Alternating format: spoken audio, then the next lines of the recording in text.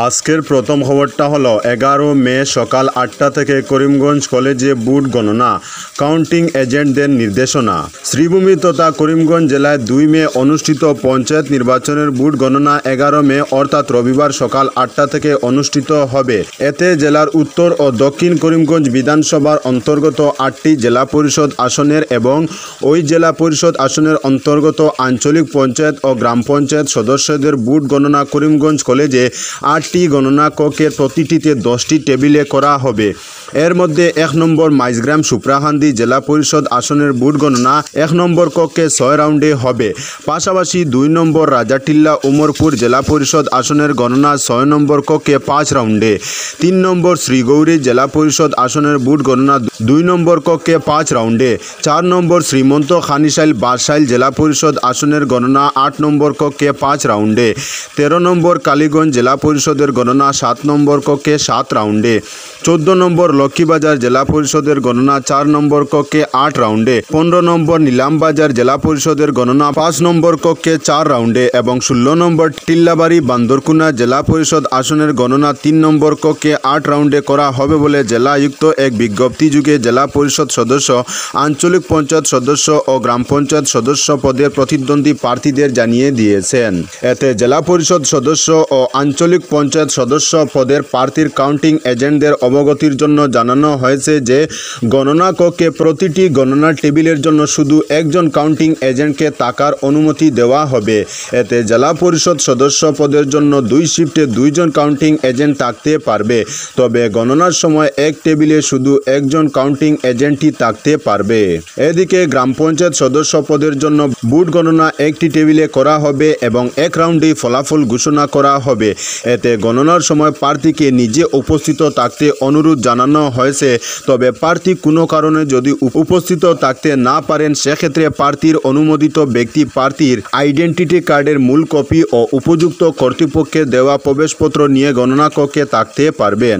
সেক্ষেত্রে প্রার্থী গণনা কক্ষে প্রবেশ করতে পারবেন না। এতে জানানো হয়েছে 1 রাউন্ডের গণনার পর 10 জন গ্রাম পঞ্চায়েত সদস্য ও 1 জন আঞ্চলিক পঞ্চায়েত সদস্য পদের প্রার্থীর ফলাফল ঘোষণা করা হবে। ফলাফল ঘোষণার সঙ্গে ওই গ্রাম পঞ্চায়েত সদস্য ও আঞ্চলিক পঞ্চায়েত সদস্য পদের প্রার্থীদের ও তাদের কাউন্টিং এজেন্টদের গণনা প্রাঙ্গণ ত্যাগ করতে হবে। তবে জেলা পরিষদ সদস্য পদের প্রার্থীদের সব রাউন্ডের গণনা শেষ না হওয়া পর্যন্ত তারা গণনা প্রাঙ্গণে থাকতে পারবেন। গণনা চলাকালীন কোনো কাউন্টিং এজেন্ট গণনা কক্ষ ত্যাগ করতে পারবেন না। রাউন্ডের গণনা শেষ হওয়ার পরই গণনা কক্ষ ত্যাগ করা যাবে। এতে প্রার্থী বা তাদের কাউন্টিং এজেন্ট গণনা কক্ষে খাদ্য, জলের বোতল, মোবাইল ফোন বা যোগাযোগের অথবা বৈদ্যুতিন কোনো সরঞ্জাম নিয়ে প্রবেশ করতে পারবেন না। এই নির্দেশনা অনুসারে যারা গণনা কক্ষে প্রবেশ করতে পারবেন তার মধ্যে রয়েছে গণনায় নিয়োজিত কর্মী, কর্তব্যরত আধিকারিক ও কর্মী এবং অনুমোদিত কাউন্টিং এজেন্ট তথা উল্লেখিত শর্তাবলী অনুসারে প্রার্থী ও তাদের ইলেকশন এজেন্ট। এতে যদি কোনো প্রার্থী বা তার এজেন্টকে গণনা কক্ষের ভিতরে খারাপ ব্যবহার বা হট্টগোল করতে পাওয়া যায় তবে তার বিরুদ্ধে ভারতীয় ন্যায় সংহিতা ও আসাম পঞ্চায়েত আইন 1994 এর অধীনে কঠোর ব্যবস্থা গ্রহণ করা হবে বলে জানানো হয়েছে। উল্লেখ্য, প্রতিটি গণনা কক্ষ সিসিটিভি এর তদারকিতে রাখা থাকছে এবং সব ধরনের গতিবিধি রেকর্ড করা হবে। আজকের পরবর্তী খবরটি হলো পাকিস্তানের সমর্থনে পোস্ট রাজ্যে গ্রেফতার আরও 3 জন যুবক। সন্ত্রাসের বিরুদ্ধে যখন দেশের সেনারা পাকিস্তানে তীব্র লড়াই চালাচ্ছে তখন দেশের রাষ্ট্রদ্রোহীরা একের পর এক পাকিস্তানের সমর্থনে সামাজিক মাধ্যমে পোস্ট করেই চলেছেন। বৃহস্পতিবার শিলচরে এক যুবক গ্রেফতারের পর রাজ্যে আরও 3 যুবককে শুক্রবার গ্রেফতার করে পুলিশ। এদিন ধুবড়ী থেকে 2 ব্যক্তিকে গ্রেফতার করে পুলিশ। তারা পাকিস্তানের প্রতি সমর্থন প্রকাশ করে একটি ভিডিও ফেসবুকে আপলোড করে বলে অভিযুক্তরা হল আলমগঞ্জের বাসিন্দা আবু বিন মিরাজউদ্দিন শেখ এবং গৌরীপুর থানার আয়তাধীন পুবেরগাঁও গ্রামের আরিফ রহমান। এদিকে বরপেটার আজিবুর রহমান নামের এক যুবক সামাজিক মাধ্যমে রাষ্ট্র এবং ধর্মবিরোধী মন্তব্য করায় বজরং দল এবং বিশ্ব হিন্দু পরিষদের পক্ষ থেকে বরপেটা রোড পুলিশ থানায় একটি মামলা দায়ের করা হয়।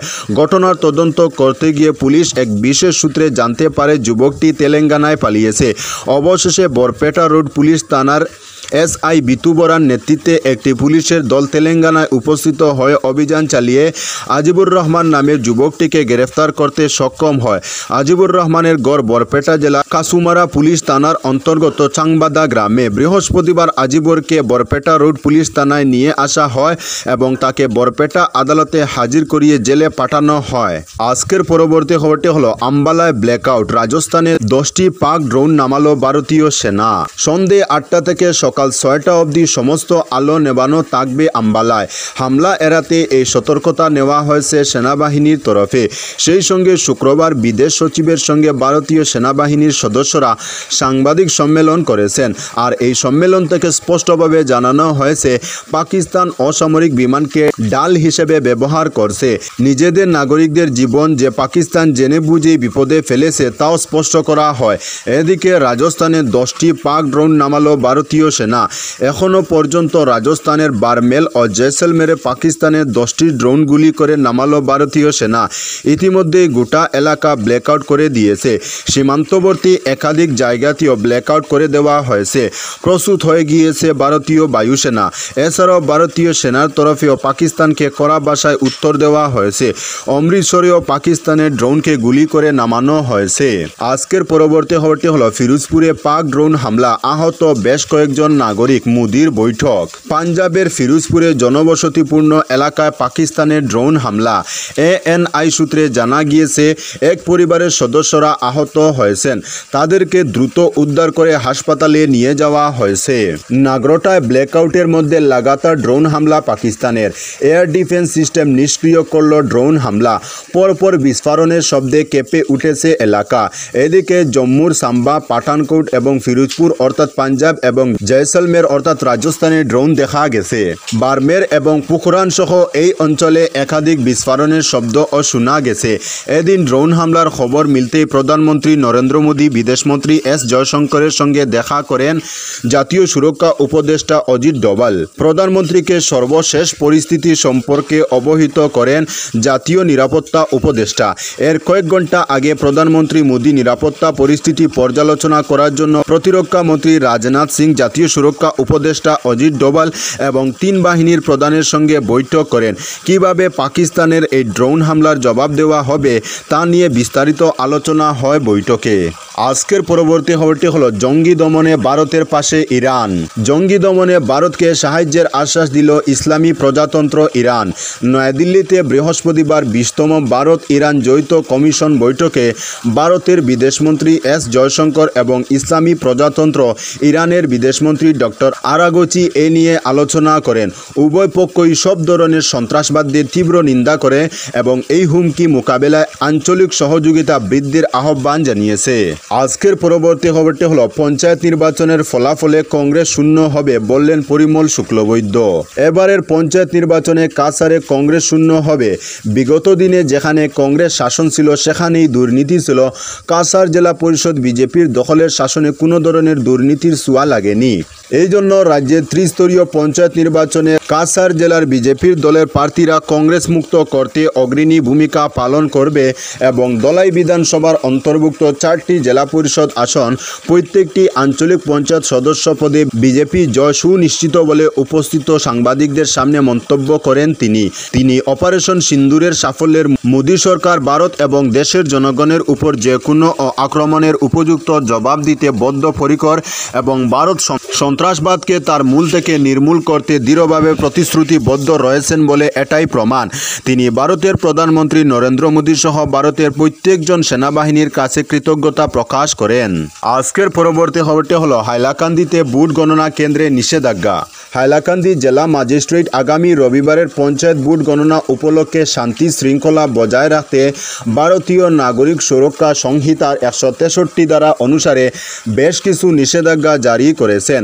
এই নিষেধাজ্ঞা অনুসারে ভোট গণনা কেন্দ্র, এসএস কলেজের সামনে 5 বা ততোধিক ব্যক্তির কোনো সভা, শোভাযাত্রা অথবা বাধা আরোপ যা শান্তি শৃঙ্খলা বিঘ্নিত করতে পারে তা নিষিদ্ধ ঘোষণা করা হয়েছে। এই আদেশে গণনা কেন্দ্রের 100 মিটার চতুর্দিকে কোনো ব্যক্তি, দল, সংস্থা, ক্লাব অথবা সমাজের অন্য কোনো ব্যক্তির চলাচল 11 মে সকাল 5টা থেকে 12 মে বিকাল 5টা পর্যন্ত নিষিদ্ধ ঘোষণা করা হয়েছে।